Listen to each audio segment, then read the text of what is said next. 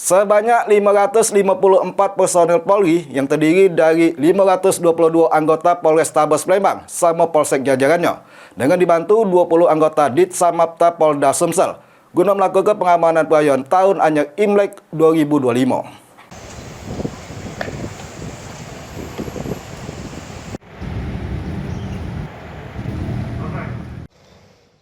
Jelang perayaan Tahun Anyar Imlek yang bertepatan pas tanggal 29 Januari 2025, Polrestabes Palembang menggelar apel personel pengamanan yang dipimpin langsung oleh Kapolrestabes Palembang, Kombes Pol Haryo Sugihartono.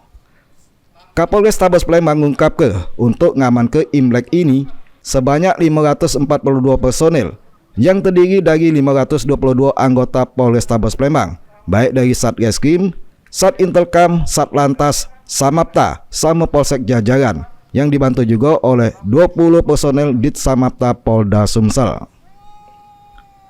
Ratusan personel tersebut bakal tersebar di 73 objek yang terdiri dari 46 kelenteng sama selawe vihara di kota Palembang. Sama ada 2 hotel yang ada ke acara perayaan Imlek juga disiaga ke personil. Ditambahkan oleh Kombes Pol Haryo Sugihartono, untuk pengamanan tersebut, Polrestabes Palembang tidak cuma nurun ke personil yang berpakaian seragam sama senjata lengkap, tapi ada juga polisi yang berpakaian preman bakal membawa bersama masyarakat umum.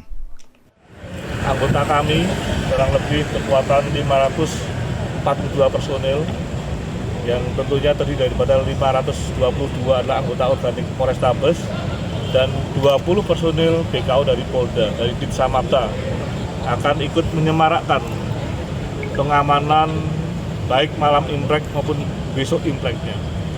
Rekan-rekan sekalian, kita ada kurang lebih 73 objek yang akan kita amankan yang tersebar di wilayah hukum Kota Palembang, di mana objek tersebut kurang lebih ada 46 kelenteng, demikian juga ada vihara kurang lebih 25, demikian juga ada 2 hotel yang akan dijadikan sebagai perayaan kegiatan Imlek tersebut.